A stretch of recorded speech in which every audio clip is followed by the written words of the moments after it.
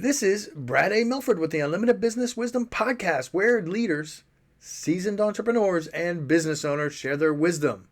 It's straight to the point to respect people's time, and because we know knowledge and wisdom turn to business possibility, and possibility mixed with support and action become reality. In this podcast, we discuss leadership, sales, marketing, operations, team development, quality, and finance to drive sustainable results and everlasting impact to make the world a better place. Thanks for joining us. Hey, Brett, welcome to the show. Hey, it's great to be here. Thanks for having me.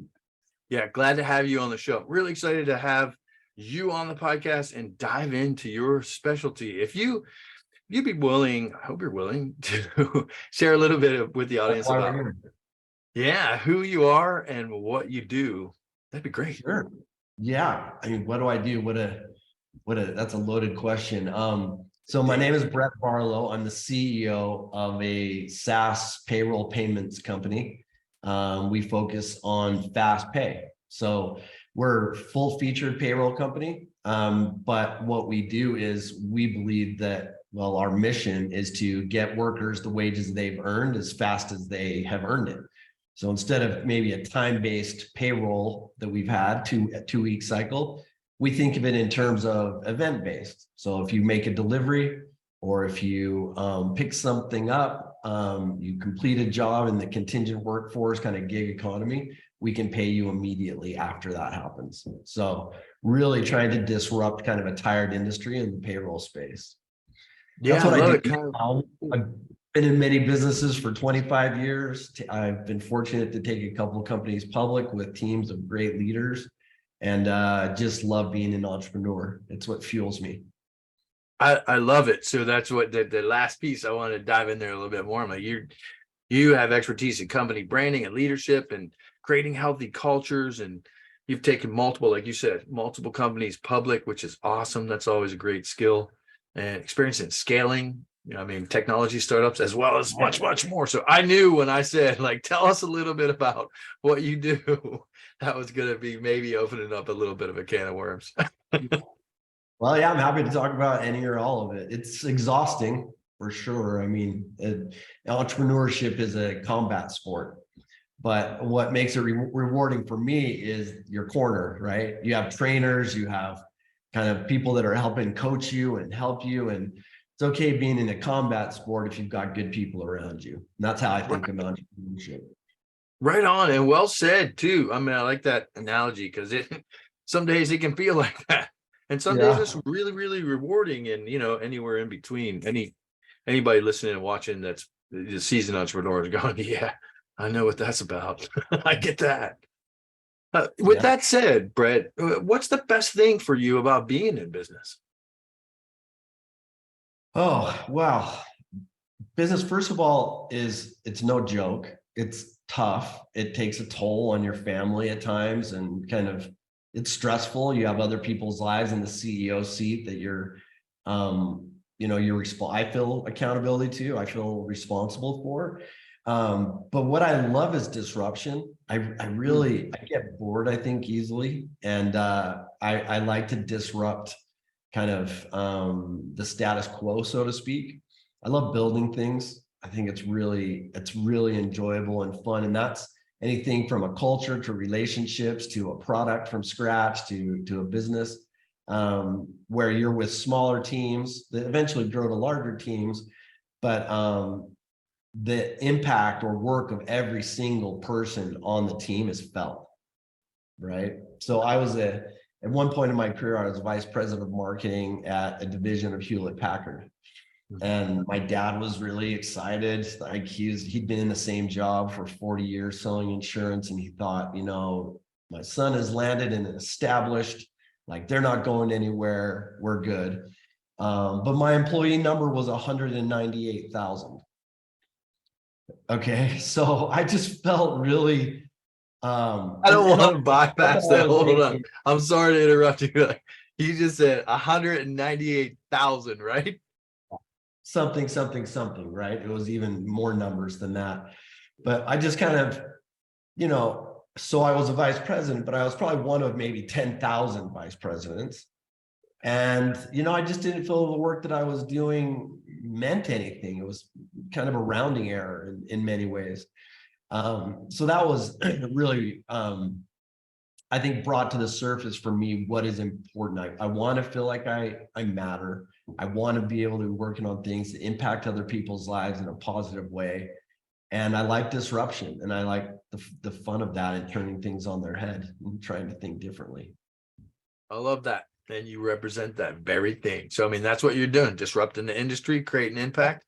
So I absolutely love it. I mean, the fact that you're doing it speaks to all of us who are entrepreneurs, right? Yes, it can be hard, but we stay on course and we just keep nudging forward and making it happen. Yeah, it's not for the faint of heart. There's fundraising, there's making sure that you're progressing and hitting goals that you set forth for yourself, and the path to success is circuitous, right? It's never directly like straight and up and to the right. It's left turns, right turns, down turns. Sometimes you're sliding backwards, but hopefully you're moving forward in a positive way. But the path to success is different for every business. Well said. It is definitely not a linear. And I love the way you said it's circuitous and it's always changing. That brings us perfectly to the next question. So, throughout the events that happen with us, sometimes, we hear from business owners they're getting so much business that the chaos comes with that, kind of just like getting flooded with business, can lead to a little bit of overwhelm. Would you be willing to share your thoughts on that topic, Brett? On if I've been overwhelmed or how I deal with being overwhelmed? Because I think both. Everybody is overwhelmed, and if they say that they aren't, they're probably not being completely truthful, because at times I think everybody feels that way. Yeah. Is that kind of direction where you're wanting to go there? Yeah. So when we get, and I'm sure you can relate to this, but yes, I love your question and asking more. So on both sides, but more specifically, what I'm asking is, when we get flooded with business, where do you believe that comes from, and how do we nudge through that, right? Or how have you nudged through that personally throughout the times when you were getting so much business and things would just seem a little chaotic and overwhelming to you? If you'd be willing to share your thoughts with how we get through that with the audience, I think it's always helpful. Yeah, one of the challenges when you're a startup, early stage startup, is really you can go in a lot of different directions. Hopefully you have a mission and a general principle of where you feel like you have product market fit, but learning or creating a framework for your company on what you will do and what you will not do, because you just can't do everything. And everything kind of like, it's like, should we, change our product roadmap for this $100,000 deal? Well, that's outside of what we'd agreed to. So I think trying to stay, first of all, it starts with creating a mission, vision, values. So you understand who you are, what you stand for, what do you do? And to the best of your abilities, creating the verticals and or the ICPs or ideal customer profiles of who you're going after. And let that framework guide and help you say no to things that feel like opportunities, but could become really large distractions. Because your product roadmap could be like my example of the circuitous route. You could end up just being yanked by, different opportunities, and then you get kind of stuck just in an eddy spinning in a circle. So that chaos can be good. It's good that you're having opportunities come to you. People want to work with you, and your business is resonating, but you really have to stay disciplined to the best of your ability and learn to say no, even though there might be dollar signs associated with it. I also have an excellent team around me. The executive team and even just the employees at Everee are not new to the startup space. Some of them have led through exits in other businesses. They're very capable. They're subject matter experts. So I never feel like I'm alone. I think that's part of feeling overwhelmed, is CEOs maybe that lead from an ivory tower and feel isolated from everyone else. I prefer to be in the trenches working with the teams. And that gives me the greatest enjoyment, but it also helps you feel like, hey, you know, there's other people here that can shoulder this kind of topic, whatever it may be, together with me. So those are a couple of things that I think about in sorting through the chaos of startup world. Yeah, well said. Very well delivered, Brett. Excuse me. So, I mean, you started right down at the foundation, right? So you got your vision and your mission and your values. I'll throw some principles in there too. And, yeah, and then you dove right to the other thing that we see, you know, a lot of startups just struggle with, and they don't have a clear client profile yet, right? And so you gotta do it. And then you dove in, just like, know what you're doing and what you're not doing. So great job. And then you went on to talk about team and having a great team around you and having the discipline. So, you know, I just summarized what you delivered, but I think that's really important for all of us to hear. It doesn't even matter if you're in startup phase. The fact is, 1 year, 2 years, 3 years down the line, some of us just get a little distracted and we get off, you know, this like mission creep, if you will, and we got to get right back on track. So well said. Well, thank you. Yeah, I mean it. But that comes from years of mistakes, right? I mean, it's not like I woke up at the beginning of my career and said, you know what you need to do. It's been years of making mistakes and having some good leaders and bad leaders, having some good mentors, and just kind of being able to formulate those things like, okay, this is how we can avoid making those same mistakes again. Yeah, right on.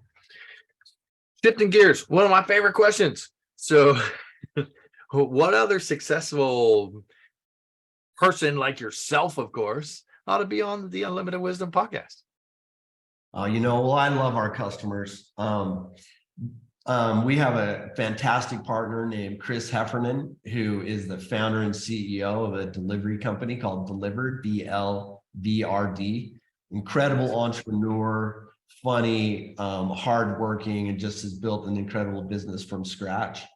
And we have another partner, Davis Waddell, from a company called Tend, T-E-N-D. So think of Uber for bartenders, servers, kind of restaurant staff, or, you know, coliseums, so forth, sporting event arenas. If somebody doesn't show up for one of their gigs, you can go onto their app and order 3 bartenders, 2 servers, and they're just growing like crazy. And he built that out of, you know, basically his college dorm, you know, and they're doing really well. 2 gentlemen that I have a tremendous amount of respect for, and they've built great businesses. That's great. I love that. And I love how you describe them too, so that we can kind of get a visual of where they're headed and what they're doing. That's fantastic. I love both of those ideas. I totally relate to both of those ideas. I've been there at one time or in my life or another. So that's fantastic.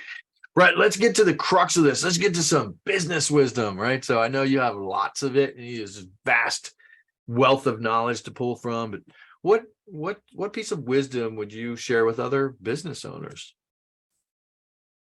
Wow. Well, depending on the position that you're in, I'll speak from where I am right now as a CEO. I think it's really important to never be afraid to ask questions. Mm-hmm. Maintaining a learner's mindset, even though you're you know, on paper kind of in charge of things. And I felt like, well, you know, I'm the CEO, I should have all these answers. And the fact of the matter is, you just don't. I recall early in my career, my first business trip that I took. And in that business trip, I was with some senior executives from the business. We were with a customer, and I was by far the youngest and earliest in my career. And we went to a really nice restaurant. And in that restaurant, the menu was all in French. So I didn't know what I was looking at, and I didn't want to come off as maybe naive or not sophisticated, or I was embarrassed. The only thing that I recognized on the menu was lobster. It said lobster. So I was like, okay, I'm just gonna order that. Well, it ended up being a 3-pound lobster that came completely in the shell over the plate. It was like $150.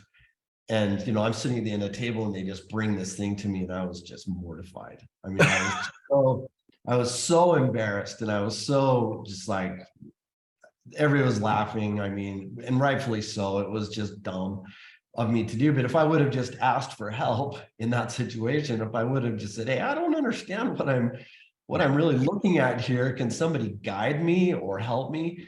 But I had too much pride in the moment and I didn't want to look silly and I didn't ask the questions that could have really helped me avoid an embarrassing situation. So that's a small anecdote of just like, be open-minded, trust the people that you work with. And it's okay to be wrong and to ask questions. But, just never stop asking the questions, be inquisitive. I love that. What a great lesson, and what a great, simple, delivered, memorable story that is as well. I'm sure that was a little bit embarrassing for you, but it's a great analogy to say, like, you don't have to know it all the time. There's no reason why you can't say, like, help me, like you said, help me, help me understand a little bit better about like what I'm looking at, or what's present here, what's missing. Well, let's talk about this. And I'd like to understand better, right? Seek to understand before being understood too. So good principles there. Yeah. Absolutely love it. That's a great lesson. But I want to dive in just a little bit deeper because you got some cool stuff going on. So I know you're being humble and all that, but I want to break through that a little bit. Like, tell me how and why to rethink your payroll practices, right? That's where you are right now. So talk to me a little bit about that and how exciting that is and what you're doing and how you're serving people. Well, I think that the payroll system currently in America is failing American workers. And that's illustrated by 68% of Americans living paycheck to paycheck. So if you think of that as a business owner, essentially 7 out of 10 of your workers are in one way or another distracted, concerned, worried about finances. And that we're really naive to think that that doesn't impact their performance at work.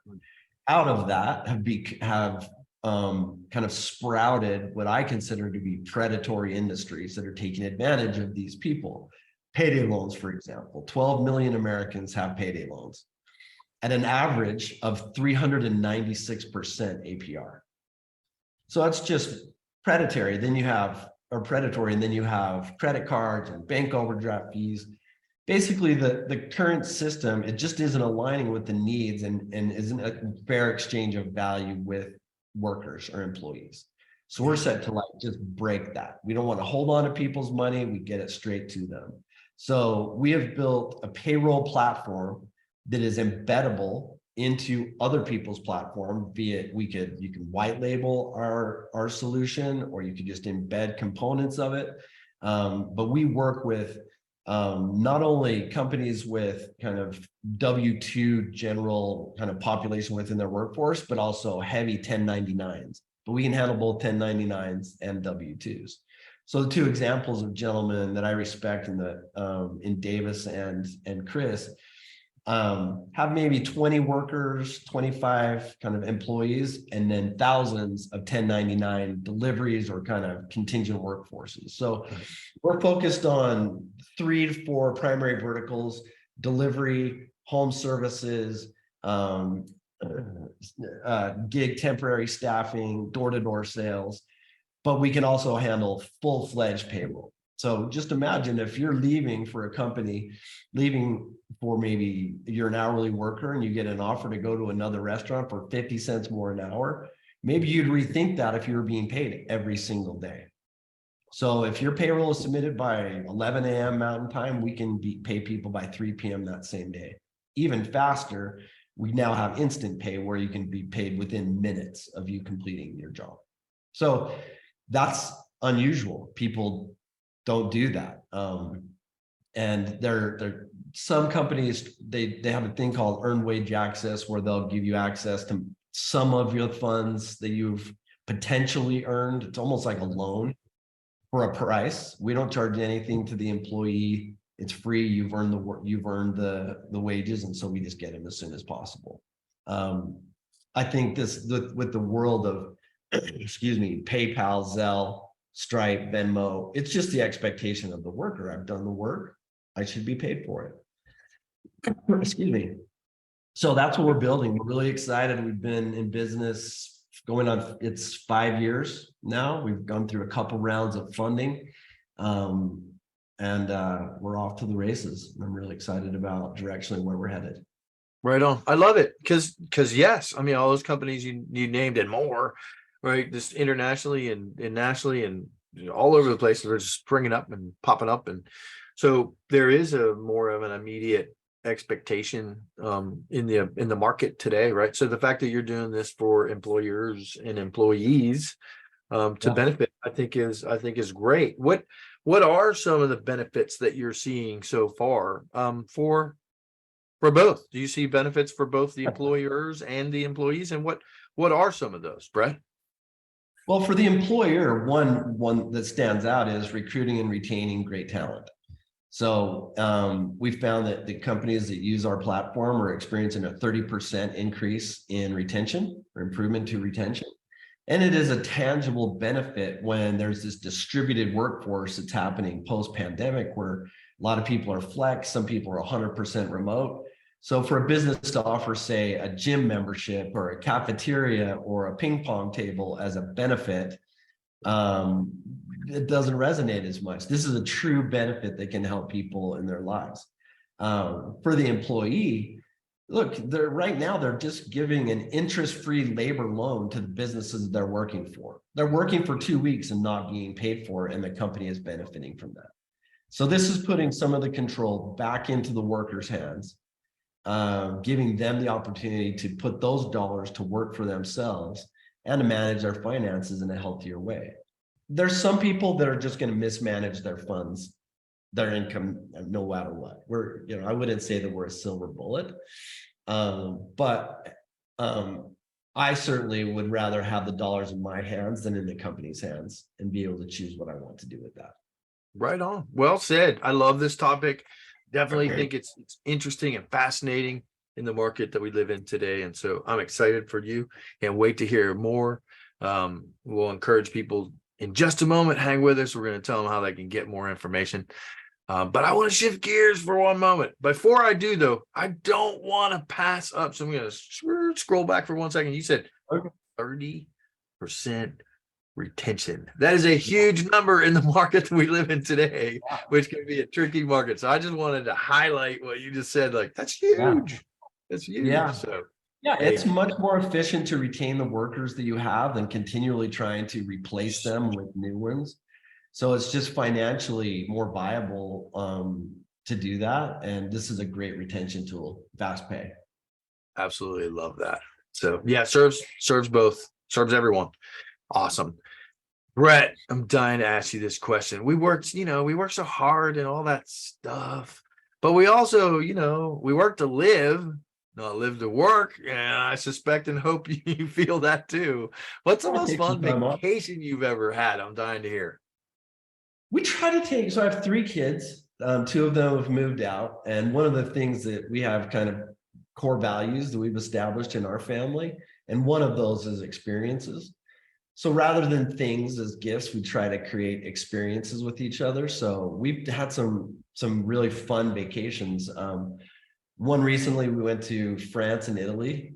Loved that. The Amalfi Coast, Positano, Eiffel Tower. We rode scooters up the Champs-Elysees. But what I love about it are there's these obviously historical, incredible things, but it's spending 10 days away from everybody else with the people that I love most in the world, and getting lost in a city and being okay with it and just, exploring. But what I also think is important for our kids is to know that there are other cultures out there that are different than ours.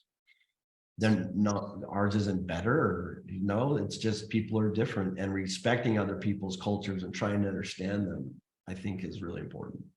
Love it. Well said. Well said. Couldn't agree more. There's no way I could agree more. The more travel people are, the more we get outside. But it goes back to what you were saying about being learned, right? Yeah. Yes, we learn and grow and all that kind of stuff. Love that. So I've got to ask this question. Do you mention French? So do you speak French enough to order lobster now? Properly? You circled it back. You brought it back to me. No. The answer is no. But I have learned from my mistakes, and I ask more questions when I'm in a restaurant, so I know it's going to be delivered to me. That was really good that you brought that back. I like that. Right on. I was just dying to know. Have you learned? You've learned, but you still not enough of the I haven't language. learned French, but I've learned to ask more questions. Right on. Brett, when somebody watches this and they listen to it, they're like, hey, I have to reach out to this guy. I've got to know more about the company, what you're up to, what you're doing. What's the best way for them to reach out? Well, I'm on LinkedIn, Brett Barlow. Again, and that our website is everee.com. Excuse me, EVEREE.com. And we would love to talk with anybody if we can help them. Yeah.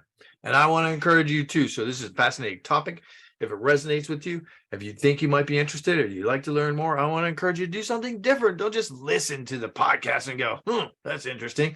If it resonates with you, reach out, have a conversation, explore it, get on, take a look at the website, do some due diligence, reach out to him. He offered, reach out to him on LinkedIn and say, hey, Brett, this is interesting. How do I learn more? Right? Do something different. So, Brett, thank you for your time. Yes. I appreciate you being here. You carved out a piece of your day to be here, to serve, to highlight what you're doing, how you're serving people. And so I appreciate you for that. And I celebrate you for that. So thank you very much. It's my pleasure. And thank you for having me on your show. My pleasure. This is Brad A. Milford with the Unlimited Business Wisdom Podcast, where leaders, seasoned entrepreneurs, and business owners share their wisdom. If you're looking for more on leadership, sales, marketing, or operations to drive team development, higher quality, and high-level sustainable profits, we encourage you to join the Built for Brilliance community on Facebook or reach out to us about one of our mastermind groups, coaching or consulting, or even fractional COO services. You can reach us at buildbrilliance.net/contact. We thank you for listening, for sharing the show, and appreciate your rating and reviews, as this makes more shows possible. Thanks for joining us.